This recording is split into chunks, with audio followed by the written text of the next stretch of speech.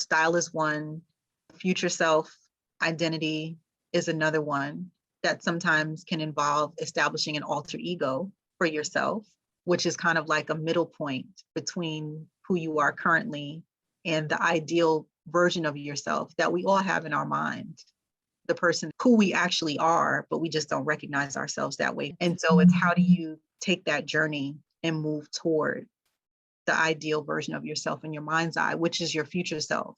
And an alter ego can be a very powerful way to move yourself from current toward your future.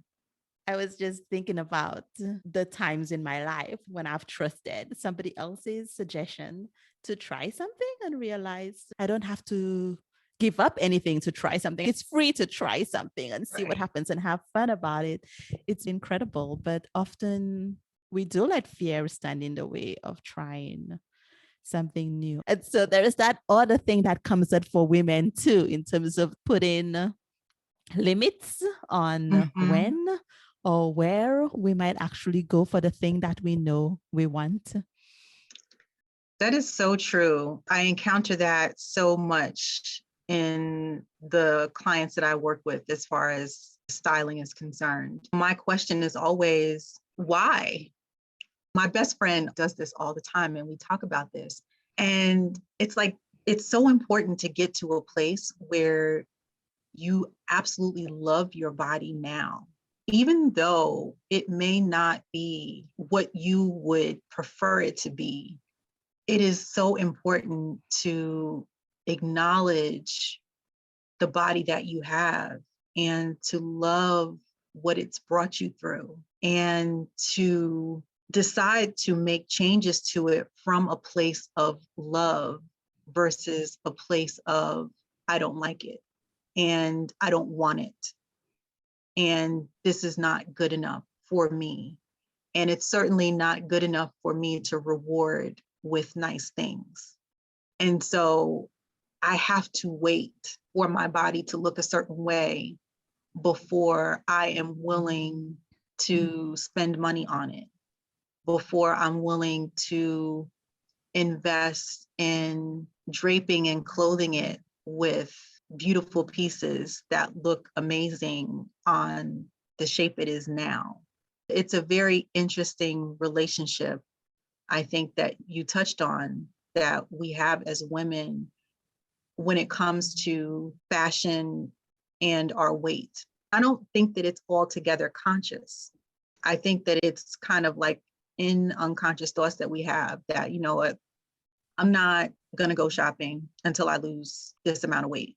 Then I can reward myself for doing something good to my body because my body is not good now, or it's not what I would like now. So I don't deserve to wear nice things, or the clothing is not going to look nice on me until I lose the weight.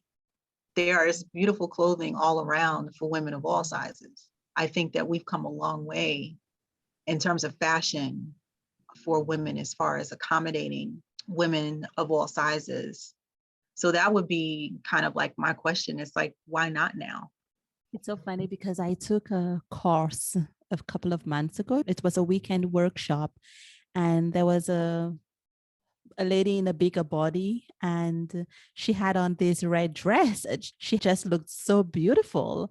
When people ask me, oh, what's your favorite color? I say, oh, red and orange, but not for wearing. And so I've been interrogating this in myself recently because red and orange are bright. You don't hide in red or orange. And so I think the other thing that comes up for people who are not accepting of their bodies or who are waiting for that when is thinking that we're hiding. And I'll definitely put myself in that. We're hiding by wearing looser clothing or dark clothing or whatever, and thinking that somehow if we make ourselves smaller or more invisible, then other people won't notice the judgments that we place on ourselves. Mm-hmm. What's interesting is that I think that we notice everybody, regardless of what they have on. Yep. I think I would say in a field of people, Obviously the eye is going to be drawn to someone that has on something brightly colored more so than someone who doesn't, but you still notice the field of people. You still notice and can see everyone. I learned this from one of my mentors who does not allow her clients to have Black in their wardrobe at all. I am not that strict, but she is so against the notion that most of us have been indoctrinated with, that Black is a color that looks great on everybody. And Black is the color that you wear when you want to kind of slim your body, when you want to look smaller, and when you want to kind of blend in. So she's like, no, we're not doing that. First of all, it's not true that Black is the only color that slims the body. I think it's the way you wear any color. There are ways that you can dress in such a way that slims the body. One tool is monochromatic dressing, and that essentially is wearing the same color on the top and bottom. It doesn't matter necessarily what the color is, but the fact that you're creating a sleek column of color, even if the shading is just slightly variant between one piece and the other, but it's very close, definitely in the same color family, you can create the same effect of looking slimmer. So it's not so much that you have to wear Black.